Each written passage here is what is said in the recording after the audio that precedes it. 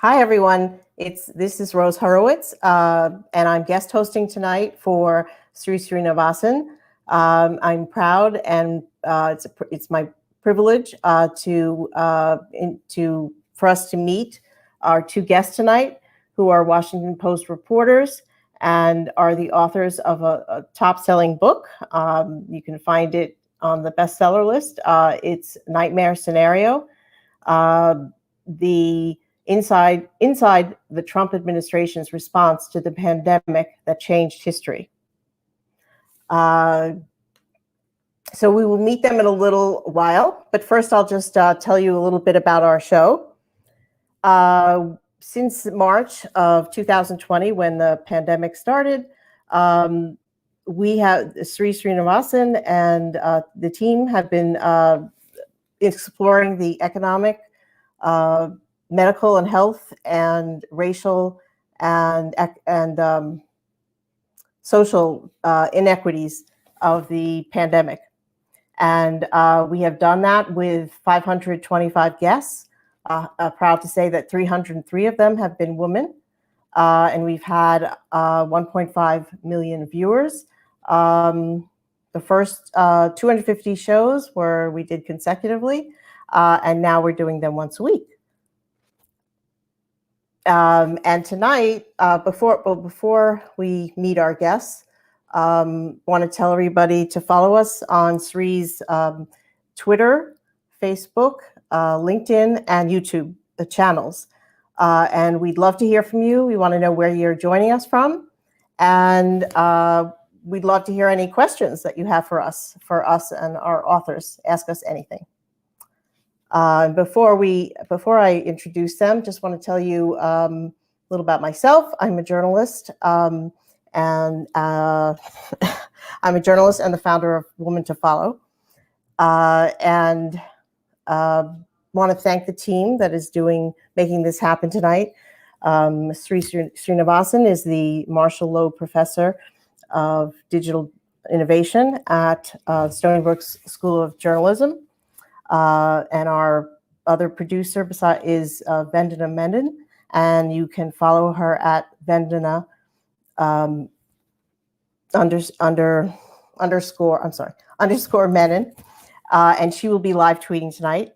And behind the scenes tonight, we are being helped by Neil Parrick, who is Vice President of Digimentors, and will be producing the show. So thank you to the team. And Digimentors, let me tell you a little about Digimentors. Digimentors is a full-service agency that does conferences, summits, webinars, talk shows. We can produce anything that you need digital, in person, hybrid or remote, and we've been doing that for the pandemic. So just contact us and we'll be glad to help you. I also wanted to talk about things we have coming up that are by various Digimentor people. And on Thursday this week, our friend Stefan Kaplan is going to be doing his Spin It Social Hour, where he interviews a guest, and this week it'll be Charles Chesler. So please join Stefan on Thursday, July 22nd. And I am really proud and thrilled to announce that I am doing my own show. I will be launching my first edition of Woman to Follow, and I'll be interviewing Kirsten Alana, who is a travel photographer and blogger. So please join me on Tuesday, July 27th at 8 p.m. And this weekend, we will be having our usual New York Times read-along hosted by Sree and our guest, who is a senior editor of live news for the New York Times.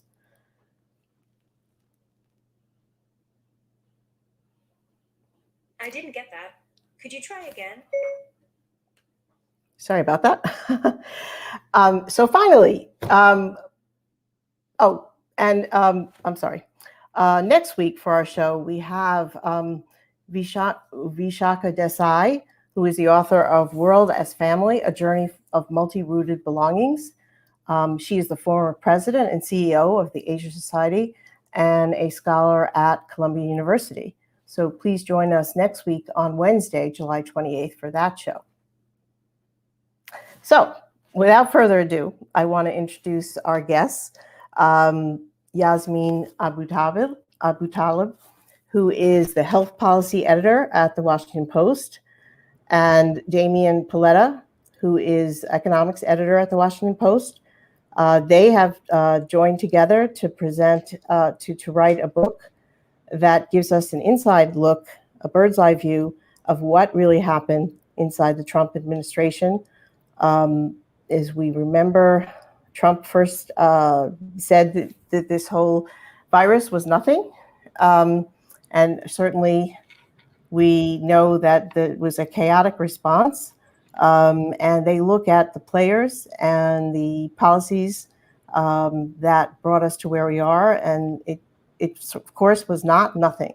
As we know, we have over 500,000 people who have died from the virus in the US, and thousands more at risk who have died around the world. Fortunately, we have a vaccine, but we are dealing with new variants, and it's a continuing hot story. So I please welcome our guests, Yasmeen Abutaleb and Damian Paletta.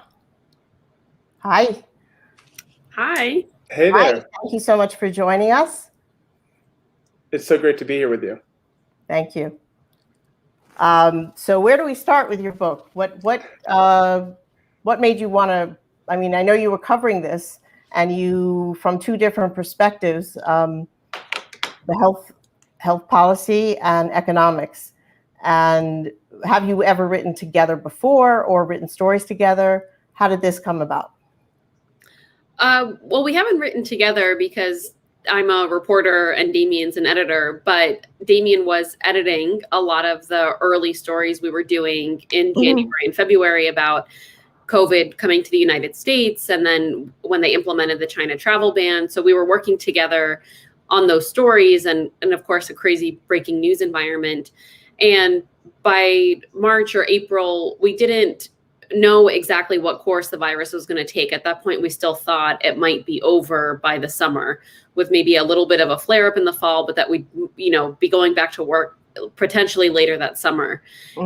But we still knew that this was such a historic moment for the US, something that needed to be documented.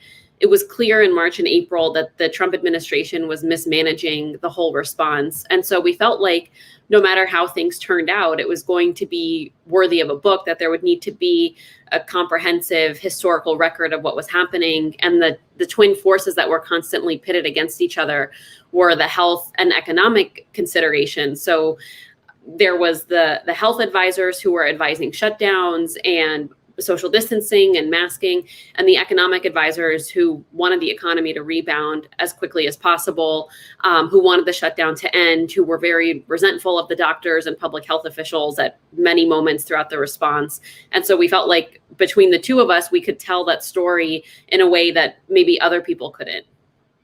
Okay. And Damian, from your perspective? Yeah, I think as Yasmeen said, I mean, we saw this from the get-go as a story that had a lot of obviously health and economic implications, and that the economics of this and the health policy of this could not be separated. They were really, so interconnected. And we thought, that we could bring a real unique vantage point to this. This is not just a political book about palace intrigue inside the White House. In order for people to really understand this, which we felt was important as like a historical record, we needed to really unpack the health and economic implications that, we feel strongly continue to this day with this Delta variant. There's a lot of confusion and hesitancy about what it would mean if we, shut things down again, or if we impose a mask mandate, or if restaurants have to scale back their customers, right? The health and economics of this cannot be separated even to this day. And so I think that's what Yasmeen and I really believed in initially. And as the year went on, we only felt stronger that was, what would make this a really powerful book. And hasn't that sort of been at the core of the different states' response in that, aside from the political divide, many states say we have to bring our work, or we have to open our restaurants. We're dependent on tourism. So many businesses have shut down. So that will continue. How do you see that playing out? And are we in a better place, or are we going to be where we were last summer at some point? That's a great question. I think it's still hard to tell. I think it's unlikely that we get to where we were last summer, just given the rate of vaccinations in the US. There is considerably more protection, even if people disregard public health guidelines. There is, of course, the concerns from the Delta variant. I think the upshot is that because 68% or so of Americans are vaccinated, that although there will probably be breakthrough infections with the spread of the Delta variant, the people who are vaccinated are at extremely low risk of serious disease. But Damian and I were talking about this just this week, what the Biden administration is going to do about the fall, because cases have already risen 70% in just a week. It's obviously much lower than any peak we experienced last year, but it is concerning. And there is a significant portion of the population, about 30% or so, that seems extremely resistant to getting vaccinated.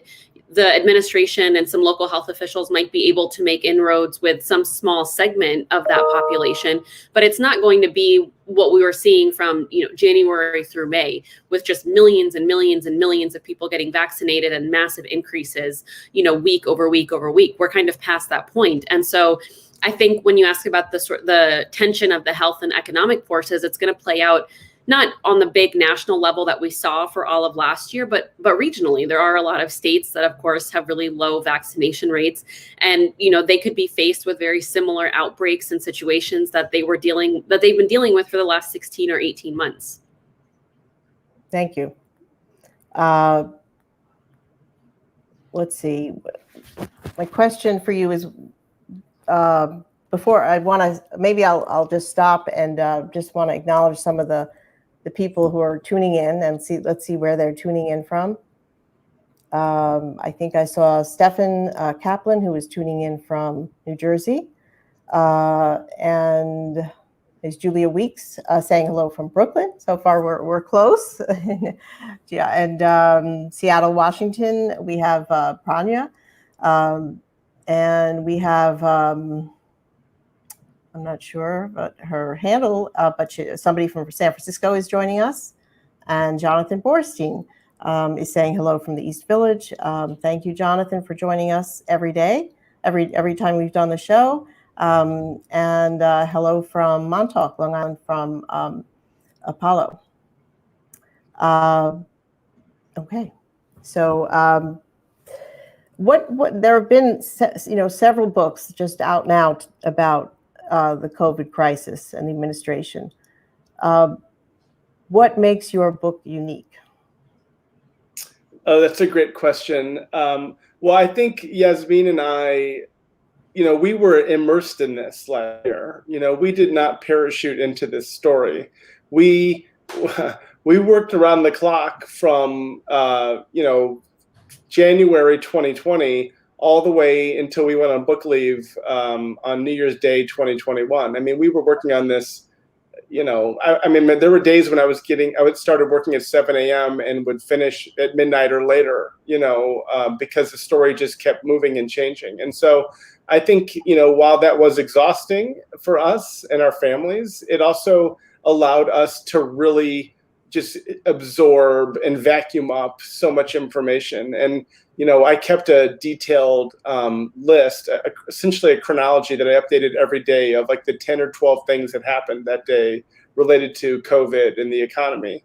And by the end, that document was hundreds of pages long. And of course, we couldn't include all of that information in the book, but it allowed us to go back through and say, wow, remember that crazy thing that happened in April 2020, 10 months later when we might have forgotten about it. And it helped us kind of structure our reporting and kind of prioritize events that really were important and integral to the government's response. And so I think, Obviously there needs to be a lot of books about this. This is one of the most important moments in American history. And in 50 years, we need people to remember what happened and to learn from the mistakes that were made. But I think what makes our book different is that we were, kind of riding the bull the whole time, with America. And that gave us a really unique vantage point in order to tell this story.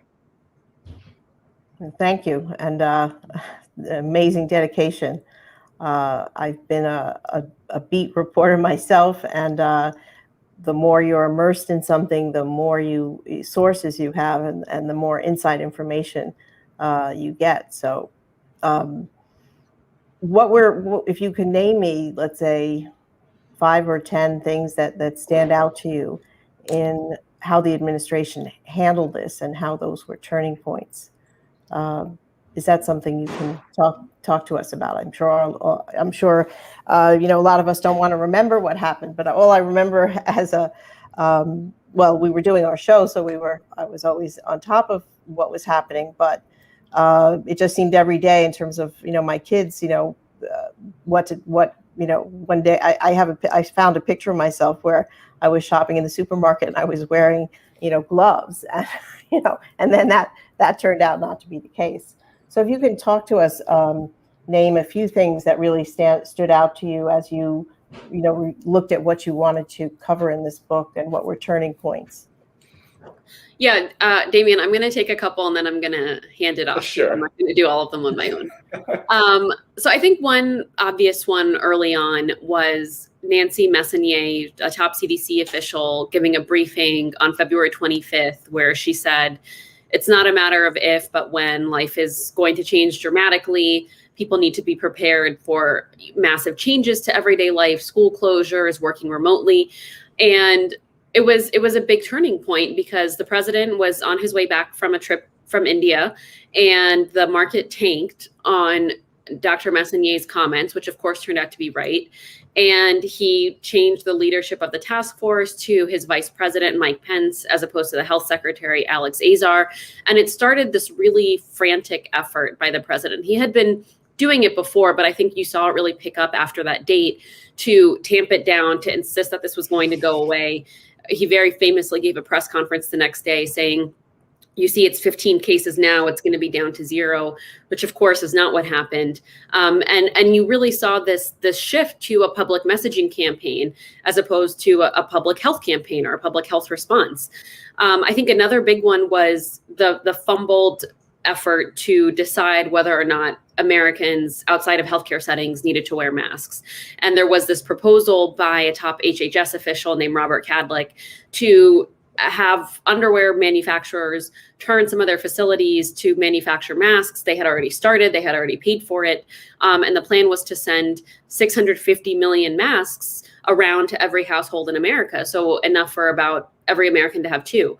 And that plan got scuttled in the task force meeting because the vice president's chief of staff and other political officials didn't like how the masks worked. They said they looked like underwear, and they didn't want to panic people by sending masks to everyone. And of course, we saw what happened with the mask debate in the United States that continues to today. I think there's a lot of apprehension in re-implementing mask mandates because masks became such a divisive political wedge. And then I think another big one was when the vice president wrote the op-ed in June saying that there would be no coronavirus second wave, which of course turned out to be just patently false and completely terribly timed because we saw that massive summer surge. So I'll let Damian take the others. Thank you. Damian? Yeah, thank you so much. That was such a great list, Yasmeen. There's just a couple more that I would add. One is there was a meeting in the Oval Office over the summer where some of President Trump's campaign advisors told him that actually, a mask mandate for the country would not be as unpopular as he thought. In fact, about 80% of Republican voters would support a mask mandate if it meant that the economy would be able to reopen sooner. And so his campaign advisors told him this, thinking that if he kind of changed his messaging, it would lead to a lot of people thinking, he's on top of this, he's going to be forward leaning, maybe this is going to end after all. But in that meeting, Mark Meadows, his chief of staff, told the president, you cannot do a mask mandate, the base will revolt.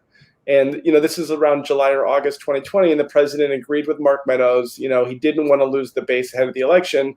And at that point, the masks just really became a huge wedge issue heading into the election. So that could have been a moment when But if what they you're had decided. saying is that that in fact the 80% the vote the records were, or the polls were, that 80% of Republicans would support wearing masks.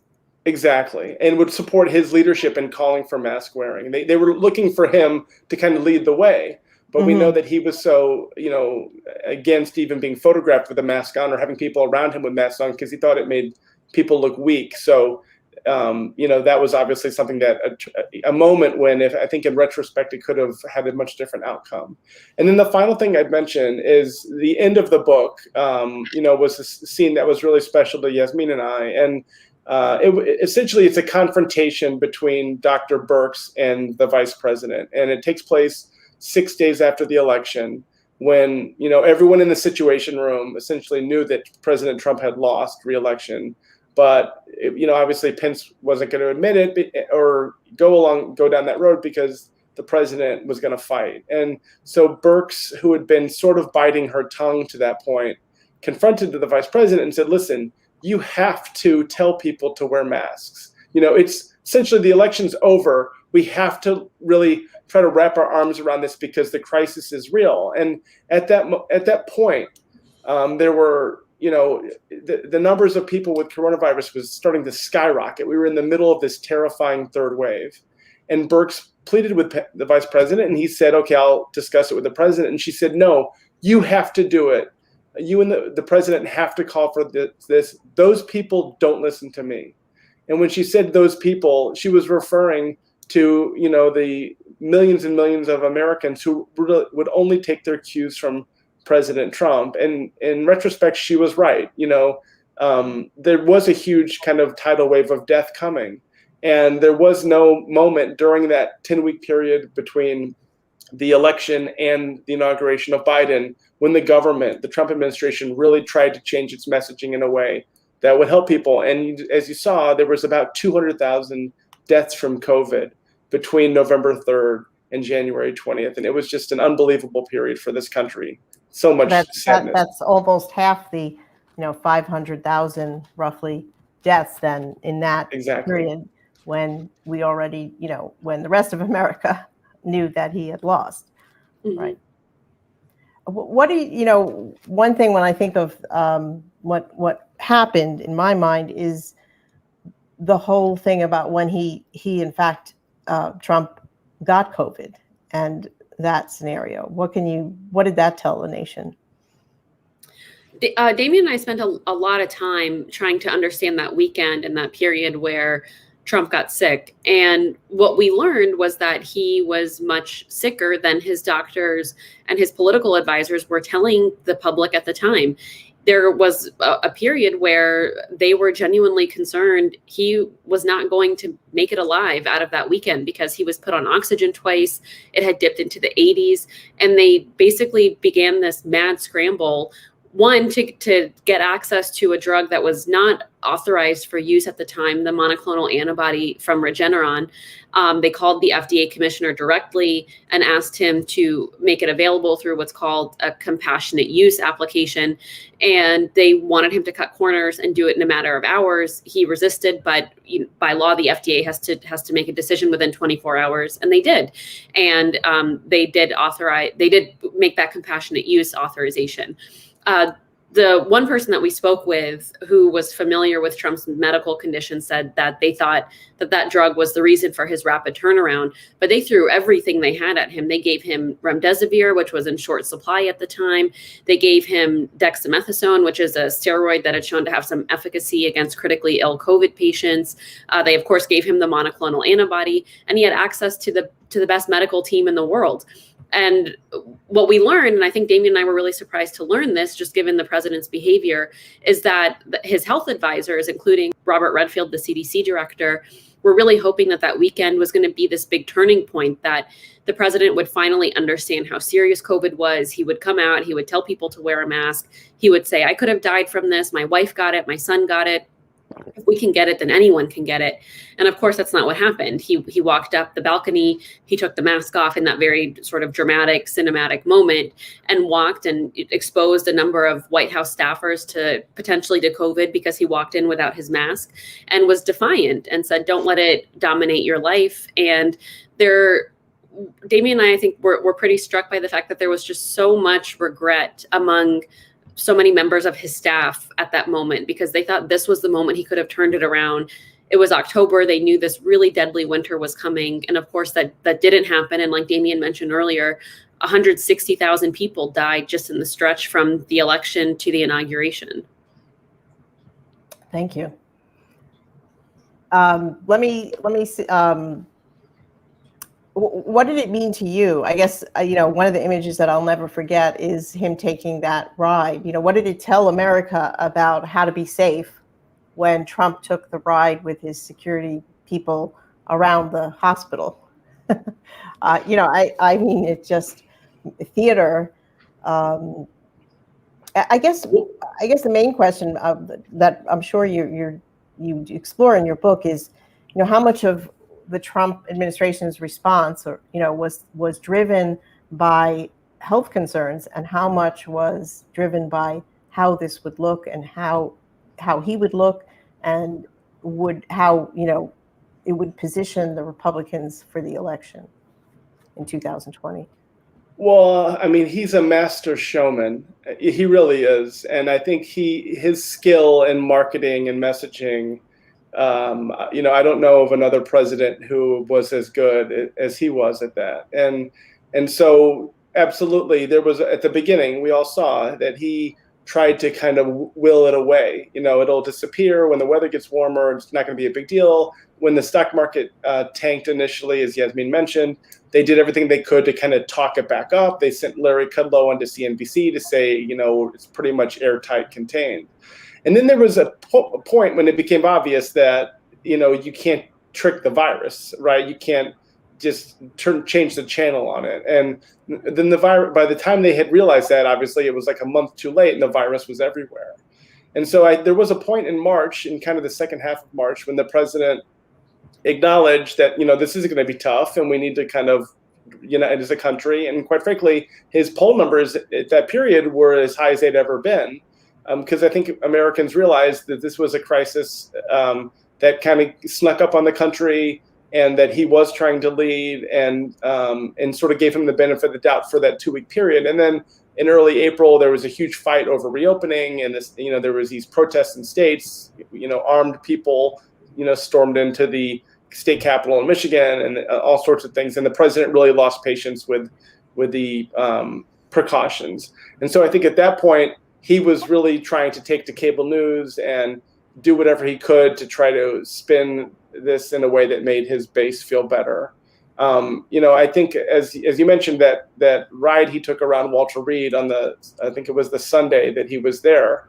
I think he was trying to show America that he was indestructible. That this virus that had killed at that point more than 100 people wasn't going to kill him. And as Yasmeen mentioned, he was on so many drugs at the time, including steroids, that made him feel better than he probably was, that he felt that he needed to send that message to people. I mean, it was amazing considering how sick he had just been, that he was able to do that. Now, sure, obviously put Secret Service agents at risk and quite frankly, send a signal to millions of people that the virus was no big deal and that you can kind of dust yourself off and get right back up and at it.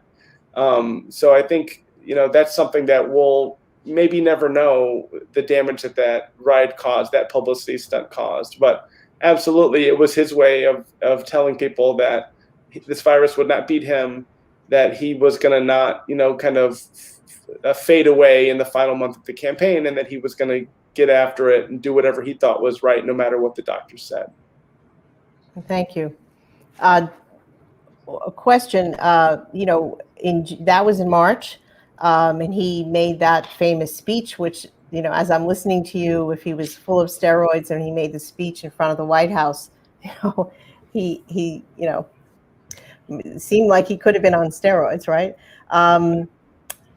But question, how did what happened in June with the murder of George Floyd, all along there, this pandemic pointed to the huge inequalities in healthcare in our nation, and then we had this killing of George Floyd, which only just pointed more to also the racial inequities.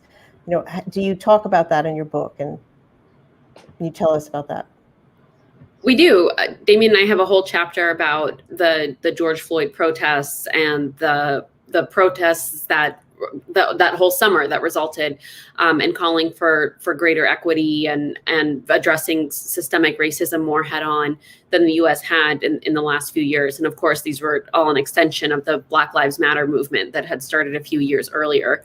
But we also talk about how those protests were in many ways exacerbated by, like you said, the disproportionate toll that COVID was taking on communities of color. No one was safe from the virus, but the truth of the matter was that affluent people were more protected because they more likely had jobs that they could do remotely for long periods of time or indefinite periods of time. So they could stay home and protect themselves, have groceries delivered. You had the financial means to sort of get through the pandemic however they did. Whereas people with lower incomes, and in many cases, these were people of color, had essential worker jobs where they had to go in, they had to expose themselves. Of course, grocery store workers were one of the most at-risk groups throughout the duration of the pandemic, just because of the amount of exposure that they had every day to all sorts of people. And of course, there was trouble implementing mask mandates in lots of parts of the country. So there was so much anger and resentment that the government was not really addressing this problem head on, wasn't directing resources to the communities that needed it most, wasn't even talking about it that much. They had Surgeon General Jerome Adams, who was one of the only Black cabinet members of the administration, go out and talk about it for a little bit, but then he had this gaffe where he started getting yanked off TV after that because he had just become too much of the story. And so you saw in these protests, there was anger from, of course, the murder of George Floyd and how brutal it was, and that everyone could watch that horrible video, but also that they felt like the government had been ignoring the massive toll that this virus was taking on people of color. I think Black people were 3 times as likely to die from the virus. I think it was a similar rate for Hispanic people, and they had these jobs where they couldn't be protected. They were getting hit the hardest by the shutdowns and the economic downturn. And so you saw all of that just boil up into these protests over the summer. And we thought that was such an important moment because, of course, it was one of the biggest civil rights movements we've seen in many, many years. But also it was a way for us to really explore the unfairness that this virus sort of wreaked on everyone, and how it really exacerbated already massive inequality in the country. And I would just add to that. I mean, I think Yasmeen and I, that was a very difficult chapter for us to write. It was called From Bad to Worse, and it's one that we're really proud of. The other side of that, obviously, they were African Americans, Hispanic families were much more likely, as Yasmeen mentioned, to be exposed to the virus because they could not stay home and work remotely in a lot of cases. And also, they didn't have access to healthcare, of course. Exactly. But the other side of that is they couldn't get tested as easily either because there were drive-through testing sites. First of all, they were not likely to be able to get off work to do this. And second of all, a lot of the people who needed to be tested didn't have cars to drive to the drive-through testing sites. So it was almost like they were much more susceptible to getting sick and dying because of underlying health conditions in a lot of cases. There was a higher prevalence of African American and Hispanic families living in multi-generational families, where if someone who's younger brought the virus home, they could get a grandparent sick, with disastrous consequences. And then it was much more harder for them to be tested. And so it was just like this terrible scenario. And so when you get to, I think it was May 25th when George Floyd was murdered, you get to that point, the country had been cooped up for months. Everyone's kind of getting, stressed and needs a haircut, and they can't everyone's just kind of, all get all this pent up tension. And then with the murder of George Floyd, the country just explodes. And I think one of the most, telling things for us is when that happens and everyone spills into the street, that's when Dr. Fauci realizes the only way we're going to get through this is if we're a united country, and we are not a united country. We're anything but. And so the country kind of fractures in two, As Yasmeen mentioned, a few weeks later, Vice President Pence writes that op-ed, there will not be a second wave in the Wall Street Journal. The second wave is just beginning, and, kind of all hell breaks loose from there. Exactly. Very, very good analysis. I just want to say hello again and acknowledge all the people who are watching and asking questions. And I'd like to maybe read a few of them. One of our viewers has asked, public health workers have been getting death threats. Why aren't we seeing arrests? And somebody is asking more specifically, did they catch the person who made threats against Dr. Fauci? Those are great questions. Damian and I did ask that question a few different times. And as far as we know, they did not catch the person who sent the letter full of powder to Dr. Fauci. There was an investigation. They did try to find out, but they, as far as we know, did not find the person who was responsible for sending that, which of course is really scary. It was fortunate that it turned out to be a hoax, some sort of cosmetic powder or something. But of course, as we report in the book, there was this moment where Dr. Fauci really thought he could be in serious trouble or even be dead if it was ricin, like he thought was one of the options. For the public health workers, I think that there sometimes have been arrests, but the problem is with death threats and conspiracy theories, so much of it happens on the internet, so much of it happens anonymously, that it's really not that easy, I don't think, to make arrests. And I think we've also seen in many parts of the country that there are segments of law enforcement, not all over, of course, it differs place to place, but, I think we just saw yesterday, I think it was yesterday in LA, where they said that they were going to implement mask mandates again, and the local sheriff, who wasn't responsible for implementing it in the first place, said that he was not going to enforce the mandate because he thought it was government overreach. So, there is this really stark divide, depending on where you are in the country, of how people feel about these things, how they feel about public health workers, how they feel about mask mandates and social distancing. So I think that's another part of the challenge as well.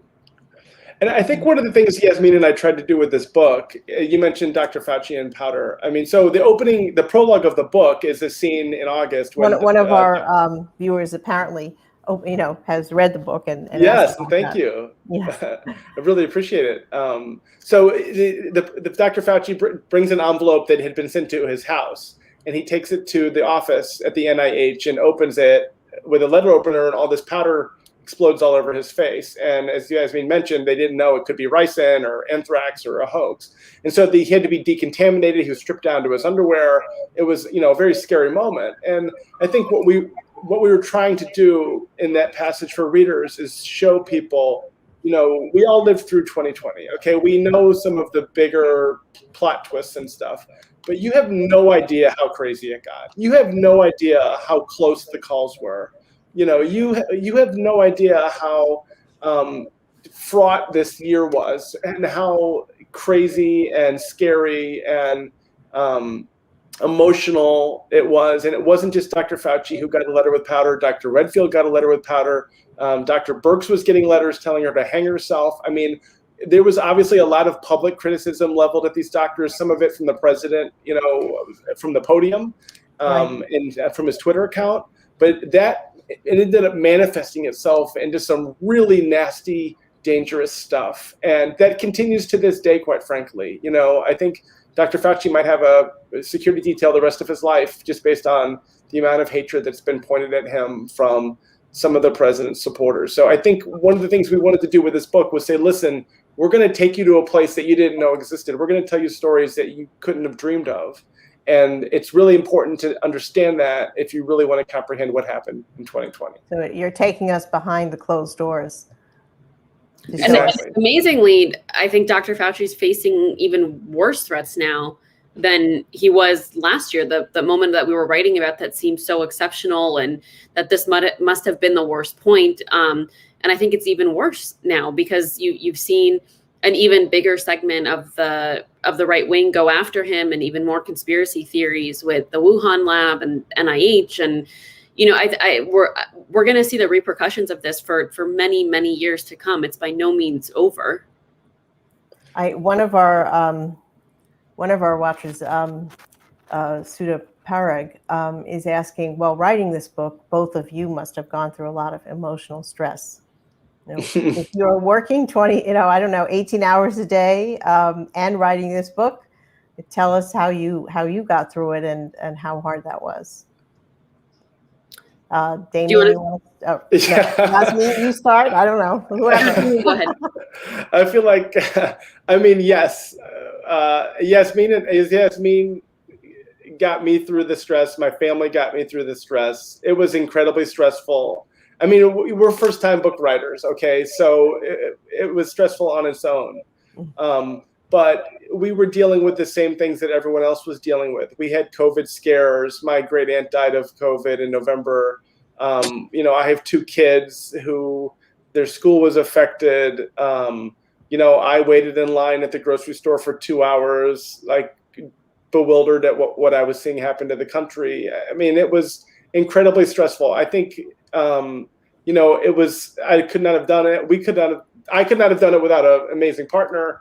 Because, when I had my kind of worst days, Yasmeen was there to pick me up. And, we just kind of both stubbornly forged ahead, I think. But absolutely, it was an incredibly hard thing. I think, though, in a weird way, it was the stress that helped get us through. We knew how important this was. We knew that this was a story that needed to be told. And did you feel like you were working on adrenaline? Yeah, there were times. Yeah, we kind of crawled across the finish line, I think. But we were working with an amazing editor at HarperCollins, Jonathan J.Al, who's it was just a blessing, and he really kept us on track, and we were just determined to get this done. And there were some books that the band played on about the AIDS pandemic and the Great Influenza, about the Spanish flu, that we used as kind of goals. Like, we want to have our book stand alongside those at the end of the day and be the definitive tale of COVID-19. And so as the crisis got worse and the deaths piled up and it got even nastier and scarier, it made us all the more determined to, get it done and make sure it was like the best that it could be.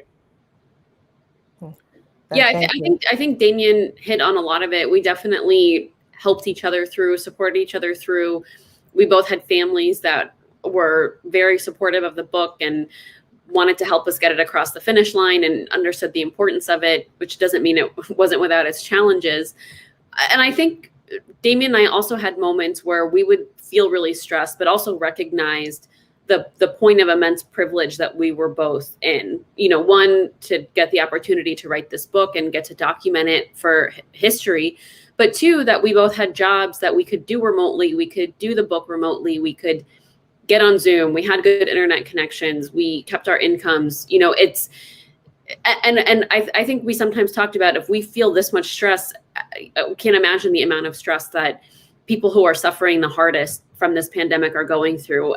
And we both had scares that I think made us completely sick a couple of times throughout the year, because we both had at-risk family members. I remember feeling for a long period of time, and not until my parents and a lot of my loved ones were able to get vaccinated did I stop feeling like, death and illness was kind of lurking around every corner. I think we're all going to be dealing with the trauma of the pandemic and what we had to endure for so long. It's going to take a long time to process it. I think Damian and I are just starting to process it, because we've just been able to start slowing down a little bit from the book and the frenetic reporting pace that we were at last year.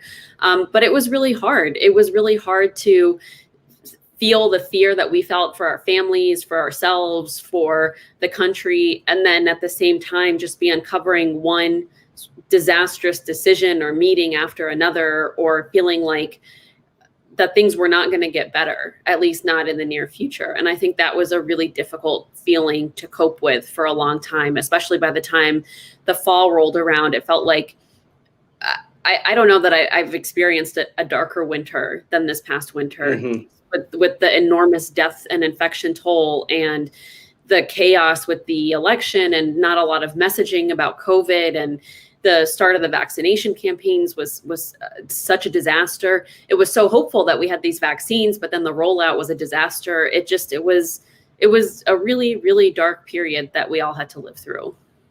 Yeah, and I would I mean, this is such a good question. We could spend the whole time talking about this. And it's good for me, like in terms of therapy, to talk about it. This was not a book we worked on from 9 to 5. Okay, we were like living this book. You know, the whole debate about masks, like that affected us too, you know, Right. and we wrote a whole chapter about it because it was so important. You know, I mean, we had several COVID scares in my family.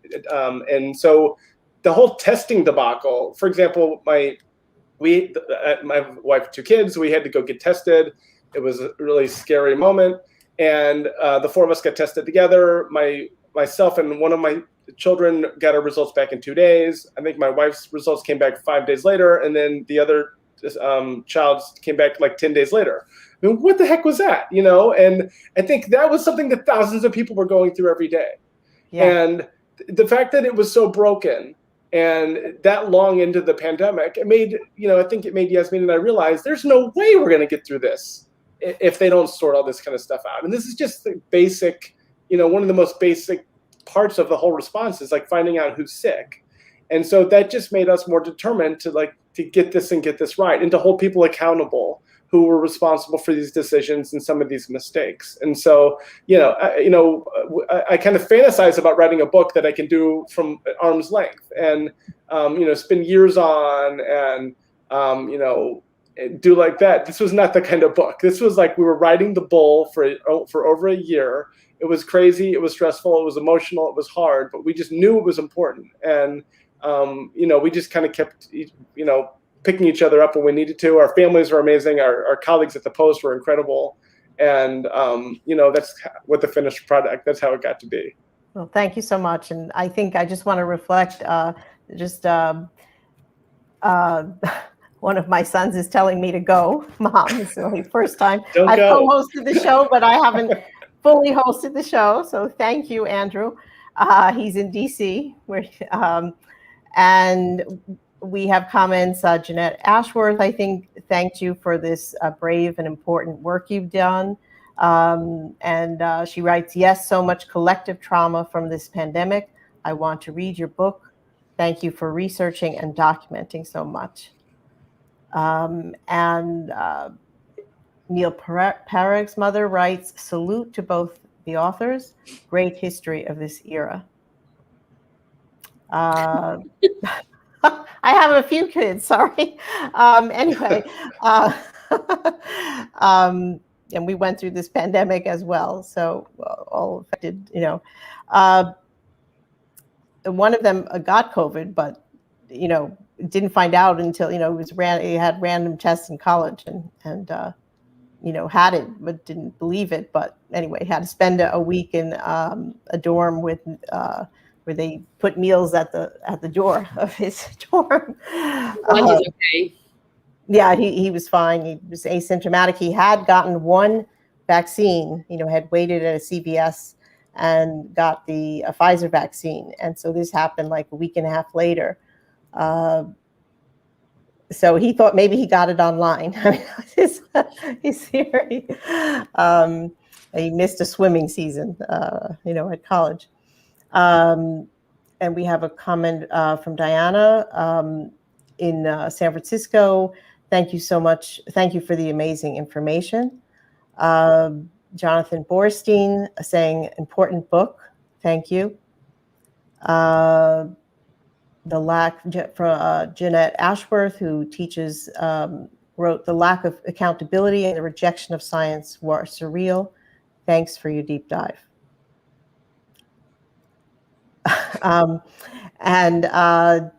I guess I have a question. If you're writing, you want this to be like there was a definitive AIDS, sort of AIDS book, and was part of that to give to your own children that they would someday see that your book would be the history of this terrible time? Well, I think you probably haven't thought of that yet, but. Well, we did. We did spend a lot of time. Our families were along for the ride, for sure. So yeah. I think, we thought it was a lot of political books, quite frankly, kind of like cotton candy, and they evaporate, soon after publication. And we wanted to write a book that had a shelf life and that, was buzzy and important and, got people's attention now, but they will come back to, quite frankly, that colleges might use as part of their curriculum, and that people will, heaven forbid, that when there is another pandemic, which there will be, that they can turn back to Nightmare Scenario and remember and refresh, their memories about what happened. And so I think we wanted this book to be able to stand on its own. And, it's been a few weeks, the reviews have been great. We'll see where things go from here. We're still in the middle of this pandemic, and we're kind of moving in the wrong direction, quite frankly. But, we think that this book does do that, the mask debate that we talked about. They had the same debate in 1918, and we forgot. They were making the same arguments. People were killing each other over it. And it happened all over again 100 years later. So, I think it's important. I was surprised. I saw the polio. There have been the black and white pictures I saw of polio people, having to get them in schools, and it is. I'm sure the kind of pictures of people waiting in line to get tested, or waiting 2 hours in front of a Trader Joe's or a supermarket, or and empty subways, in New York City, will be a part of history. So we thank you for your contribution. And the book just came out on June, tell us again, June 29th. 29th. So we're just about 3 weeks later, and you're on the bestseller list. How does that feel? It was surreal. It was great because we were together when we found out. We were doing an event for the book, and knew that we were going to miss the news during the event, so we'd know as soon as we finished. And I think we just gave each other a huge hug, and we're so relieved because we knew the book was important, and I think we really hoped it would have a shelf life. And one of the things that we really tried to avoid is, I think there's this narrative that it's all Trump's fault, and if only we had had a different president, things would have gone differently. And the truth is, it was going to be hard no matter who was in charge. And we wanted to get beyond, obviously Trump was a huge element. You can't do a book about 2020 without looking at him. But we wanted to look really deeply at some of the other key people in the response, take a really deep dive into some of the health agencies and some of the things that went wrong without the president, like the CDC test, and why the US fell so behind on testing, and the issues with the vaccine, which of course you can't separate the president from. But we wanted to avoid an overly simplistic narrative, because there are lessons to take away outside of just presidential leadership, which of course is hugely important, but there's more to it than that. And I think we were so happy that it resonated with many more people than we expected. And that even though we're still living it, even though the dust has by no means settled from this, we thought there might be some fatigue and that people might not be ready for something like this, but that there is this hunger to understand and learn more about what went wrong and what went right. The vaccine was a huge success in many ways, and why it happened and what lessons can be taken away from that. And so I think we've just been really overwhelmed and humbled by the reception, and just really grateful that we got to do this. Do you hope that the book will help inform policy as we go forward, from the CDC and FDA, and looking at them? I mean, we know the mistakes, but that this book will help shed light on the things, as you said, that we did right and that we did wrong, and how we can move on from, go forward at this point. Yeah, I mean, I think that's so much more important than being on a bestsellers list, is to think that our book could be part of the response to the next pandemic, that our book could, prevent mistakes, that our book could save lives. I mean, what an amazing legacy that would be for Nightmare Scenario. If it helped stiffen the spine of some scientist, or it gave some politician pause before they did something populist that might end up, being very destructive. I think that would be, our dream scenario, quite frankly. So the book is really complex, because, it's not just a look at Trump and him, taking that ride around Walter Reed, or it is Right. a very complex, as you so wonderfully have talked, have showed us topic. So I'm sure it will live on. And what's your next project? What's your next book? We haven't even had a chance to talk to each other about what's next yet. Okay. And, I mean, I think for our day jobs, we're talking a lot about and trying to look a lot at the anxiety around the Delta variant and what this fall is going to look like. That's obviously not the same scope as the book, but I think we need to take a little bit of a breather, figure out what's happening now, and hopefully sort of get out of the woods on this pandemic. But we obviously still have a lot of work in covering this one and how it's ongoing. I really Absolutely. appreciate your patience. We're still getting questions from viewers. So Spoxo Brain, as her handle on Twitter, is asking, can you talk about the people in the administration who intentionally blocked good policy? Yeah, it's a good question. So I think, Yasmeen gave this really good example about a meeting at the White House early on where underwear manufacturers were going to produce hundreds of millions of masks to distribute to every American through the U.S. Postal Service. And, the masks, as she mentioned, some people felt looked like someone was wearing underpants on their face or a training bra. And so the whole idea got shelved because of, kind of the image of it, that people thought it didn't look right or it looked silly. And so I think it was those kinds of decisions about, appearance or what the base thought or might think, these political decisions that really were short-sighted and in retrospect probably really damaging to the response. There were many decisions that ended up kind of breaking down along kind of a libertarian view or a scientific view, and these warring camps within the Situation Room. And I think we're still living with the legacy of that now. The fact that there were these different narratives emerging from the White House, sometimes at the same podium on the same day, split the country into two halves. And that's what we're seeing now with, this vaccine hostility from so many Americans who just are confused about whether the vaccine works because they're hearing different things from different people and they don't know who to believe.